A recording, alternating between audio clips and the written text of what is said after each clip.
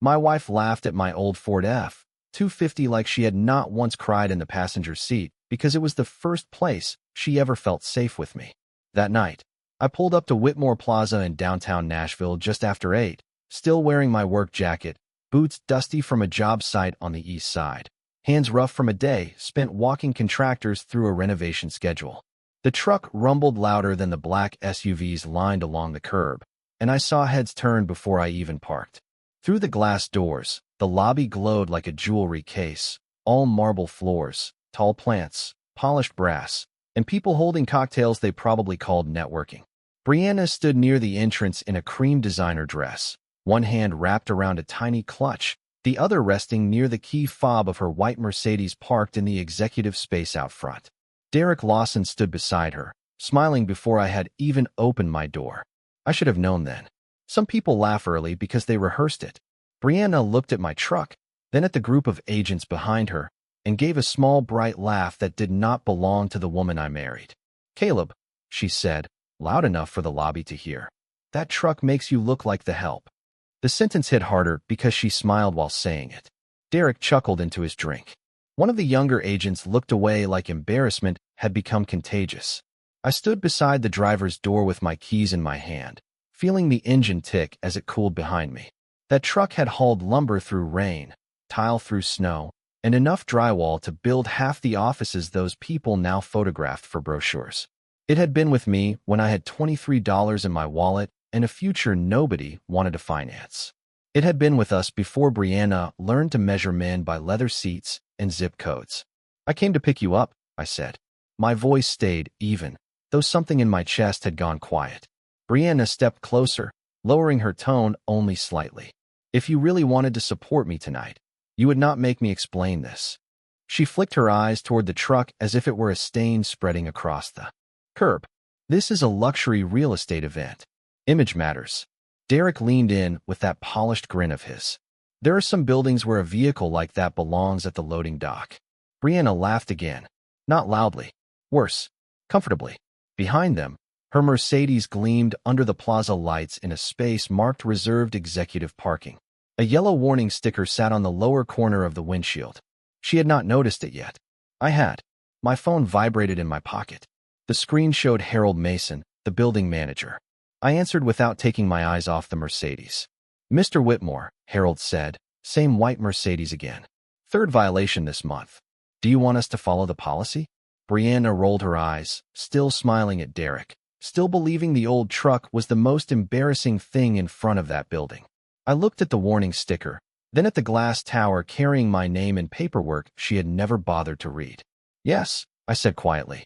"Follow the policy." Harold did not ask me to repeat it. He had managed enough commercial properties to know the difference between hesitation and a final answer. "Understood," he said. "I will document the call and notify Metro Towing." Then the line went quiet, and for a second all I could hear was the soft rumble of my old truck cooling beside the curb and the polished laughter leaking through the glass lobby doors. Brianna did not know the call had anything to do with her. She was too busy looking at me like I was an obstacle she wished the sidewalk would swallow. "You see," she said to Derek, but her eyes stayed on me. "This is what I mean. He just stands there like he does not understand the room." I did understand the room. I understood the imported stone under their shoes, because I had signed off on the replacement after the original tile cracked during winter installation. I understood the brass trim around the elevators, because I had argued with the supplier for 2 weeks when the finish came in wrong. I understood the lighting, the security cameras, the lease clauses, the reserved parking map, the freight entrance, the fire inspection reports, and the exact reason the executive spaces had been marked owner-only after tenants kept abusing them. What I did not understand anymore was my wife. Not the woman standing in front of me with a Mercedes key fob in her palm and embarrassment sharpened into a smile. The Brianna I married had once climbed into that Ford wearing a thrift store coat and rain-soaked sneakers after her shift at a small leasing office outside Franklin. She had been 27 then, tired and ambitious, but still kind. We ate gas station sandwiches in the cab because we were saving money for our first apartment deposit. She put her feet on the dash, looked at the cracked vinyl seat, and said, "One day, this truck is going to be part of our story." I believed her. A man will build a whole life around one sentence if it sounds enough like love. In those early years, the truck carried everything we owned twice. It pulled a rented trailer when we moved from a one-bedroom apartment to a small house with a leaking roof. It hauled sample boards for her first staging job and cabinets for my first paid renovation.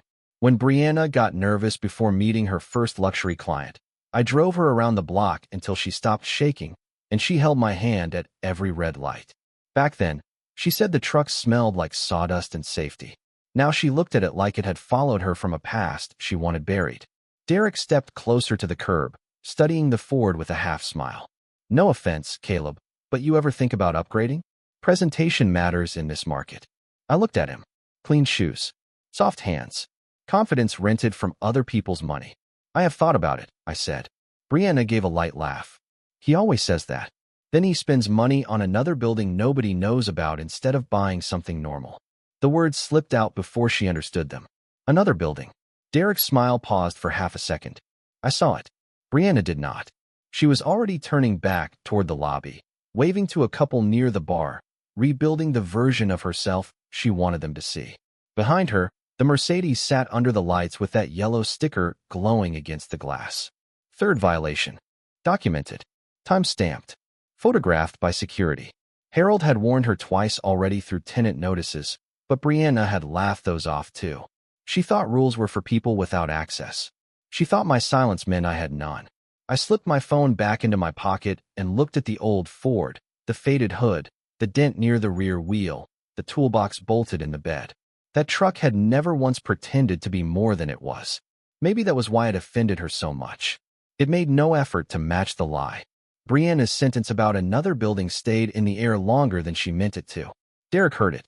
So did one of the senior agents near the door, a woman in a black blazer who glanced from me to the glass tower behind us, as if a number had suddenly changed in her head. Brianna missed all of that because she was already performing again. She stepped back into the lobby glow, smiled at a couple from Belle Meade, and touched the man's sleeve with the easy confidence of someone who had learned that warmth could be useful when aimed correctly. I remained outside near the curb with my keys in my hand, watching the reflection of my truck ripple across the building's glass. Whitmore Plaza had not looked like this when I bought it. It had been half empty then, with flickering lights, stained ceiling tiles, and an elevator that groaned between floors like it hated every tenant. The seller called it distressed. The bank called it risky. Brianna called it another one of my dusty projects. I called it a chance. For 18 months, I spent more nights in that building than at home. I walked the roof during thunderstorms with a flashlight in my teeth. I argued over plumbing bids at 6 in the morning. I ate cold barbecue from a foam box while sitting on a paint bucket in what was now the executive conference suite. I learned every crack in the parking lot, every weak circuit, every tenant complaint. When the renovation finished, brokers started calling it a boutique commercial landmark. Funny how the world respects sweat only after somebody covers it with new glass. Brianna used the building in her marketing photos before she ever admitted I owned it. She posted herself in the lobby under the brass lights, captioning it as the kind of space where serious luxury deals begin. I did not correct her. I thought marriage meant letting your wife shine without reminding her who installed the lights. That was my mistake, not the kindness. The forgetting that kindness without boundaries becomes permission. Through the glass, I saw Derek lean closer to her, probably asking what she meant by another building. Brianna tilted her head, gave him that dismissive little smile, and waved the question away. She had become very good at making the truth look unimportant when it did not flatter her. My phone buzzed again. Harold sent 3 images. The Mercedes in the owner-only space. The yellow warning sticker. The posted sign 10 feet away reading unauthorized vehicle subject to tow at owner's expense. Under that, he wrote, Metro towing estimated arrival in 8 minutes. I looked at the white Mercedes, shining like a trophy she had awarded herself. Brianna had bought it after her first big year in luxury marketing, even though I told her we should wait until the second property refinance closed. She said clients trusted success they could see. Maybe that was when I should have heard the shift, not in the car itself. I never hated the Mercedes. A car is just metal, leather, payments, and projection. What hurt was watching her treat it like proof that she had evolved beyond the man who helped pay for the road beneath it.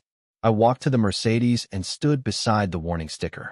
My reflection appeared in the window, work jacket, tired eyes, dust on my boots. Behind that reflection was the empty driver's seat, cream leather, spotless dashboard, a small designer scarf tied around the rearview mirror. Two different stories in one pane of glass. One honest, one polished. The lobby doors opened, and Brianna came out with Derek beside her, both still smiling until she saw where I was standing. "What are you doing near my car?" she asked. My car. My building. My rules. My silence. It all stacked inside me, but my voice stayed calm. "Reading the sign," I said. Derek laughed. "Careful, Caleb. Around here, they tow fast." I looked past him toward the far end of the lot, where amber lights had just turned in from the street. "I know," I said. "That is why we hired them." The tow truck's amber lights rolled across the glass face of Whitmore Plaza, stretching over the lobby windows like a warning Brianna should have taken seriously the first 2 times. Derek's smile faded first. Brianna's did not fade. It hardened. That was something I had learned about her in the last few years. When reality challenged the image, she did not doubt the image. She attacked the reality. "Absolutely not," she said, stepping between me and the Mercedes as if my body had somehow summoned the truck out of thin air. "They are not touching my car." I looked at the posted sign again. Clear letters. Owner only reserved parking. Unauthorized vehicles subject to tow at owner's expense. No hidden rule. No trap. No trick. Just a boundary she had treated like a suggestion because shiny things had taught her she could. The tow driver eased into the lot and parked at an angle behind the Mercedes. Harold Mason came out through the side entrance wearing his gray building manager blazer, tablet in hand. Expression calm in the exhausted way of a man who had dealt with too many entitled tenants before dinner. "Good evening," Harold said. Brianna snapped her attention to him. "Tell him this is a misunderstanding." Harold looked at his tablet. "This vehicle has been issued prior written warnings on the 5th and 18th of this month. The space is marked owner only. The posted policy authorizes towing after repeated violations." Brianna blinked. For the first time all night, uncertainty crossed her face. Not guilt. Not yet. Just the confusion of someone discovering that a rule had survived her confidence. Derek cleared his throat. "Come on, Harold, right?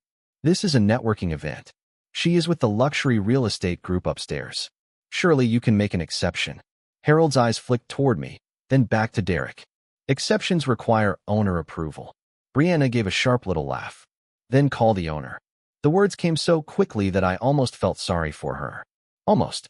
The lobby doors opened behind us, and several people from the event drifted outside, drawn by the amber lights and the soft theater of inconvenience happening near a Mercedes. That is how public embarrassment begins. Not with a crowd. With 3 curious people pretending they are not watching. Brianna saw them and lowered her voice. "Caleb, do something." There it was. The first time all night she remembered I might be useful. Not respected. Useful. I looked at her, at the woman who had laughed at my truck in front of strangers, at the woman who once slept against my shoulder in that same truck after a 12-hour open house, because she trusted me to drive us home. "I did," I said. "I told them to follow the policy." Her mouth parted slightly. Derek looked from her to me, then to Harold, trying to solve a problem whose answer had been standing in work boots the whole time. The tow driver stepped out, checked the plate, and began the paperwork with Harold. Brianna moved toward him, not close enough to interfere, but close enough to perform outrage. "This is ridiculous." "That spot was empty." Harold answered politely. "It was not available. I am a guest in this building." "You are a guest at an event hosted by a tenant," Harold said. "The parking space belongs to ownership." The word ownership changed the air. Small word. Heavy hinges. Brianna turned back to me, slower now. I could see the math beginning behind her eyes. The warning stickers. The phone call. Harold saying Mr. Whitmore earlier, maybe not loudly enough for her to catch. Derek's joke about towing. My answer. That is why we hired them. Her face lost one shade of color under the plaza lights. "Caleb," she said, quieter now, "what does he mean?" I looked past her at the Ford F-250 sitting by the curb, old paint dull under the same lights that made her Mercedes shine. For once, the truck looked exactly right in front of that building. Honest. Unbothered. Paid for by work she had forgotten how to value. Harold turned toward me with the tablet in his hand. "Mr. Whitmore," he said, clear enough for everyone outside to hear. "Do you want Metro towing to proceed?" The small group by the doors went silent. Derek stopped moving. Brianna stared at me like she was seeing the building behind me for the first time. I did not raise my voice. I did not smile. I only nodded once. Proceed. The word proceed did not sound dramatic when I said it. It sounded like a button being pressed in a quiet office. That was what made Brianna flinch. She was ready for anger, ready for embarrassment, ready for me to argue, so she could turn me into the insecure husband who ruined her night. She was not ready for policy. The tow driver moved with practiced calm, checking the paperwork, photographing the Mercedes from each side, documenting the plate, the sign, the warning sticker, and the space number painted on the curb. Nothing about it was personal. That seemed to bother Brianna more than if I had shouted. "Caleb," she said, stepping closer, voice low now. "You cannot be serious." I looked at her carefully. The cream dress. The perfect hair. The Mercedes key fob gripped so tightly her knuckles had gone pale. Behind her, Derek stood near the lobby doors, suddenly interested in his phone. The same man who had laughed about my truck belonging at the loading dock could not find one sentence to say out loud now that the building had answered him. "I am serious about rules in my building," I said. Brianna's eyes flicked toward the people watching. "Your building?" she whispered, but the whisper carried because the whole curb had gone quiet. Harold adjusted his tablet, not unkindly. "Whitmore Holdings acquired this property 3 years ago. Mr. Whitmore is the managing owner." There it was. Not a brag, not a speech, just a record. Public embarrassment has a strange way of rearranging faces. The younger agent who had looked away earlier now stared at Brianna with open shock. The senior agent in the black blazer pressed her lips together as if remembering every time Brianna had used this lobby as a backdrop for success. Derek took half a step backward. Brianna looked at the tower, then at me, then at the old Ford by the curb. I saw the moment the story she had told herself could no longer hold its shape. The truck was not proof I was beneath her. The building was not proof she had risen above me. The Mercedes was not proof she understood value. They were just objects, and for the first time all night, they had changed sides. The tow driver lowered the wheel lift behind the Mercedes. Brianna turned sharply. "Wait. I will move it." Harold shook his head. "After the third documented violation, the policy does not allow a courtesy move once towing has been dispatched and authorized." "That is ridiculous," she said. "It is written into the tenant parking agreement," Harold replied. "Your office received copies." Brianna opened her mouth, then closed it. I knew why. She had signed off on those event materials herself. She had likely ignored the parking notice the same way she ignored anything that felt beneath the image. The tow driver secured the front wheels. The amber lights flashed across the Mercedes hood, across Brianna's face, across my old truck behind me. No one laughed now. That silence held more truth than every compliment she had collected upstairs. Brianna looked at me with wet eyes, and for one dangerous second, the old part of me wanted to fix it, to call it off, to protect her from the room. That old reflex had built most of my marriage. But then I remembered her voice at the curb, bright and easy, telling strangers that my truck made me look like the help. I remembered Derek smiling. I remembered every photo she cropped, every event she asked me to skip, every time she used the word image like it had more weight than loyalty. The Mercedes began to roll backward, slow and controlled, lifted just enough to leave the space she had claimed without permission. Brianna watched it move, stunned, as if the car had betrayed her by obeying someone else's rule. I stepped beside my Ford and opened the driver's door. The old hinge creaked. It was not elegant. It was honest. Brianna turned toward me. "You let them tow my car in front of everyone." I met her E. Brianna stood beside the empty owner-only space as the tow truck pulled away with her Mercedes, amber lights shrinking toward Broadway like the last pieces of her confidence leaving without permission. Nobody spoke at first. The people near the lobby doors pretended to look anywhere except at her, which was worse than staring. Pity has a sound when it tries to be polite. Derek finally cleared his throat, straightened his jacket, and stepped backward toward the lobby. "I should check on the clients upstairs," he said. Brianna turned to him quickly, as if she expected him to defend her, to laugh again, to say something sharp enough to put me back where he thought I belonged. But Derek's eyes slid past her. Men like him know how to stand close to status and far from consequence. "Derek," she said, and there was a crack in the way she said his name. He gave her a thin smile that did not reach his face. This is between you two. Then he walked through the glass doors and disappeared into the lobby light. That hurt her more than the towing. I saw it. The Mercedes was property. Derek was image. Losing both in the same minute left her standing without the version of herself she had been selling. Harold signed the final line on the tablet, then looked at me. Everything has been documented, Mr. Whitmore. Photos, warnings, authorization, and tow receipt. I nodded. Thank you, Harold. He hesitated, his voice softening. Do you need anything else tonight? It was a professional question, but there was kindness under it. I shook my head. No. Go home when you can. He walked back inside, and the small crowd drifted with him, pulled by the relief of having somewhere else to look. Brianna and I were left under the plaza lights with my old Ford idling by the curb and the owner-only space finally empty between us. Funny thing about empty spaces. They tell the truth about what people thought they owned. Brianna crossed her arms, not from cold, though the Nashville night had a bite to it. You planned this, she said. No, I answered. You earned it. Her eyes flashed, but the anger had no place to land now. The rules were real. The warnings were real. The building was mine. Derek had left. All she had was the old habit of blaming me for the consequences she created. You could have told me you owned this place, she said. I looked up at the tower, at the lights glowing behind offices I had fought to fill, floors I had rebuilt, leases I had negotiated while she called them dusty projects. I did tell you, I said. You stopped listening when the numbers were not wrapped in something shiny.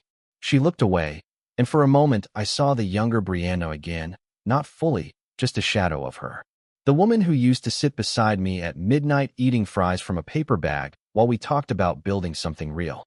The woman who once said success would mean nothing if we became strangers inside it. I wondered when that sentence died. Maybe it did not die at once. Maybe it got buried under every client dinner where she introduced me as the construction guy, every social post where I was cropped out, every smile she gave people who mistook polish for worth. She stepped closer, voice lower. Do you know how humiliating that was? I almost answered too quickly. Instead, I let the question sit. Not because I had no response, but because some questions deserve to hear themselves in the dark. Yes, I said finally. I know exactly how humiliation feels. She looked at me then. Really looked. Maybe for the first time all night. Not at the boots, not at the jacket, not at the truck, but at the man standing inside all of it. You laughed when Derek said my truck belonged at the loading dock, I said. You laughed when you thought I was small enough to carry your shame for you. You laughed in front of people because you believed their opinion mattered more than mine. Her lips parted, but no defense came out. The Ford rumbled behind me, old engine steady, patient, unashamed. I opened the door and rested one hand on the frame. Brianna glanced toward the empty road where the tow truck had gone, then back at me. How am I supposed to get home? She asked. There it was, the small. Brianna looked at the passenger seat like it had become a witness.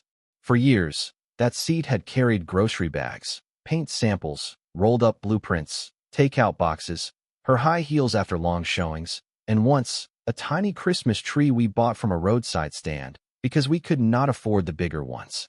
Now she stared at it, as if climbing in would confess something she was not ready to say. The plaza lights reflected off the Ford's windshield in long, uneven lines. The old dashboard glowed dull green. The engine idled with that familiar rough patience. Not pretty, not quiet, but steady. Brianna hugged her arms tighter around herself. You really want me to get in after you embarrass me like that? She asked. I kept my hand on the door frame. I want you to choose honestly for once. She looked toward the lobby, where shadows moved behind glass, and people were probably already turning the story into something easier to repeat. The wife with the Mercedes. The husband with the truck. The building owner nobody recognized until it was too late. People love a clean headline. They rarely care what it cost to get there. Everyone saw. She whispered. I nodded. They did. Derek saw. He also left. That one landed. Her eyes lowered, and for a moment the designer dress, the perfect hair, the practiced confidence all seemed too heavy for her body.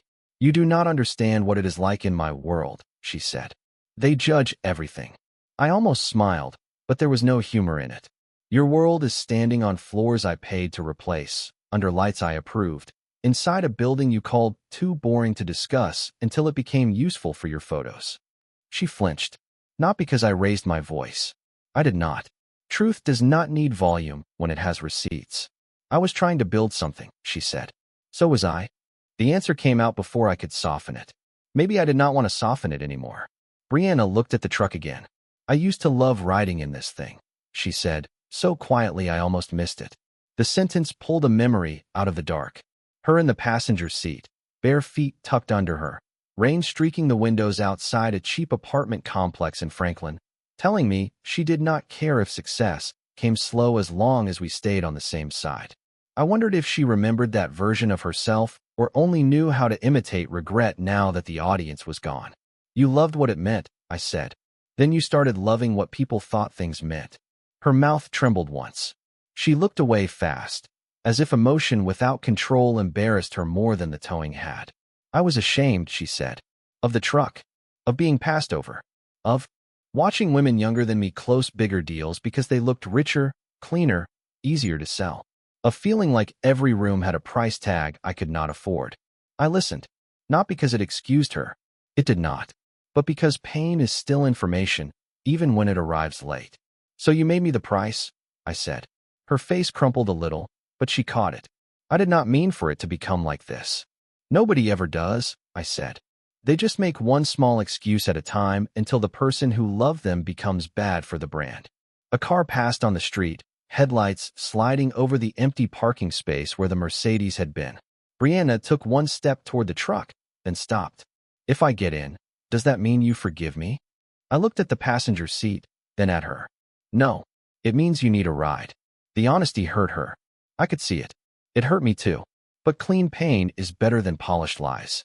She opened the passenger door slowly, like the handle might burn her. The interior light came on, showing the cracked vinyl, the old coffee stain near the cup holder, the glove compartment that never closed right unless you hit it twice. Brianna climbed in without another word. I shut her door, walked around the hood, and caught my reflection in the Ford's faded paint. For the first time that night, I did not look like the help. I looked like a man who had finally stopped applying for respect in his own marriage. I got behind the wheel, put the truck in gear, and pulled away from Whitmore Plaza while the empty executive space disappeared in the mirror. The ride home began with the kind of silence that has weight. Not peaceful silence. Not comfortable silence. The other kind. The kind that sits between two people after one of them finally says what years of politeness kept buried. Nashville moved past the windshield in ribbons of light, Broadway glowing behind us, office towers thinning into quieter streets, the city still awake, but no longer looking at Brianna. That seemed to bother her. In the passenger seat, she kept her hands folded over her clutch, staring out the window like the dark glass might give her a version of the night where she still looked untouched. The Ford rattled over a rough patch of pavement, and she reached instinctively for the door handle, the same way she used to when we were young and laughing at every pothole like the road itself was testing us. She noticed it too.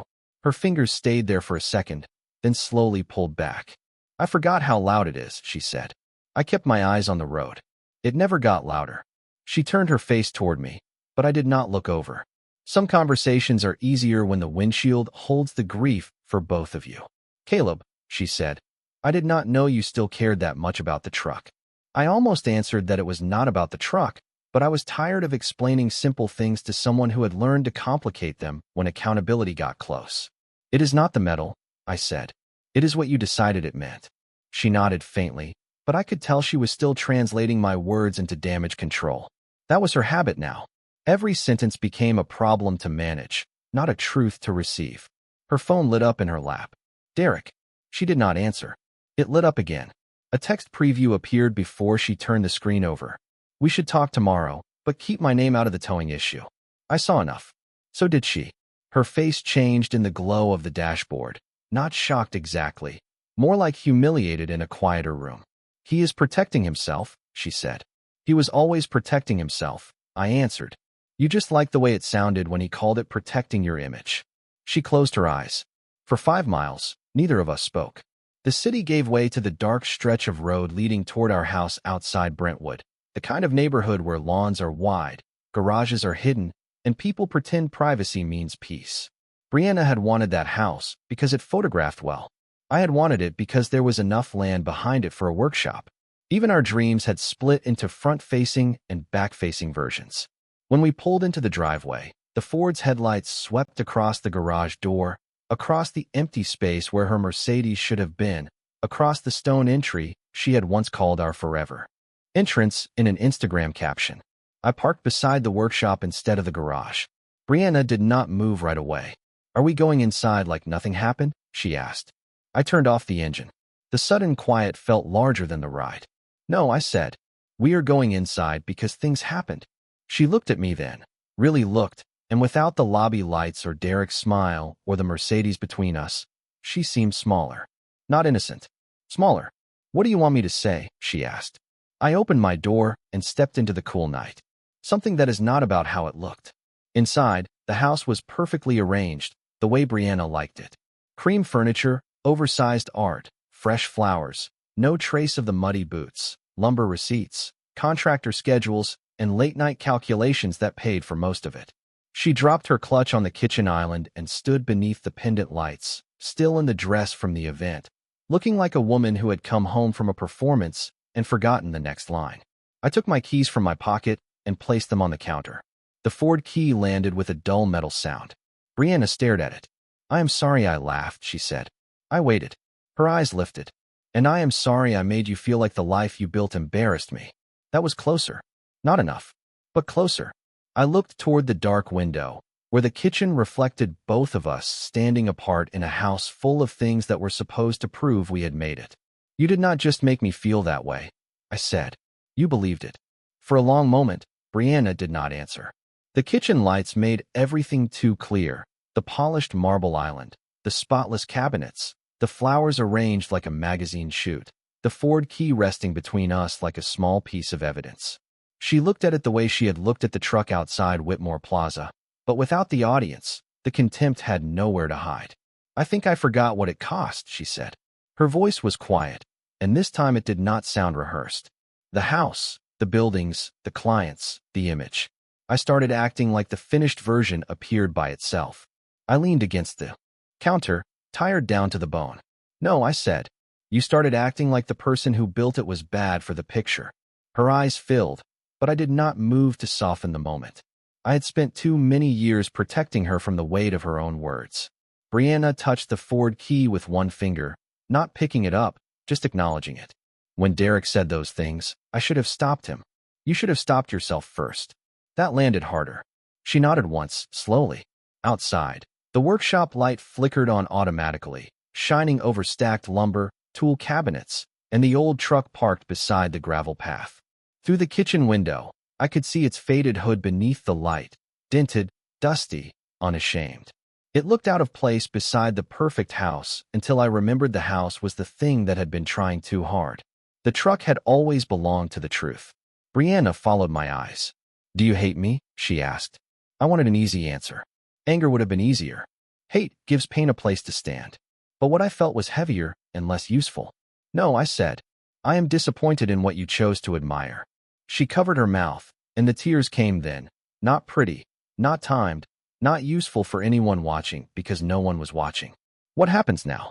I looked around the kitchen, at the life we built and the distance we let grow inside it. "Tomorrow, you call the tow yard and get your Mercedes yourself. You pay the fee yourself. You apologize to Harold for ignoring the policy. Then you decide whether you want a marriage or an image." She stared at me like the words had removed the floor beneath her. "And you?" "I am going to sleep in the guest room." Her face tightened, but she did not argue. Maybe she finally understood that consequences are not cruelty just because they arrive calmly. I picked up the Ford key and closed my hand around it. The metal was worn smooth from years of work, weather, and small beginnings. "That truck was never the problem," I said. "It only reminded you of a version of me you could not use to impress people." Brianna whispered, "I am sorry." This time, I believed she meant it. I just did not know if meaning it was enough. I walked toward the hallway, then stopped at the framed photo near the stairs. It was from our first year together, taken at a roadside overlook outside Nashville.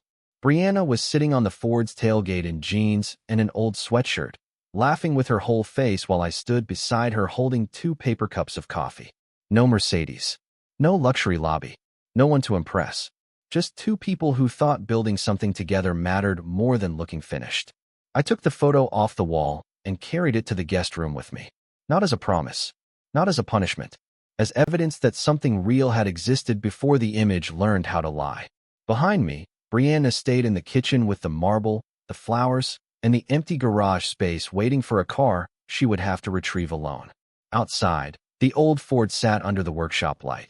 The same truck she laughed at, the same truck that had carried lumber, groceries, dreams, and every hard mile we survived before she forgot what made it valuable. She laughed because she saw rust. I stayed silent because I remembered the road.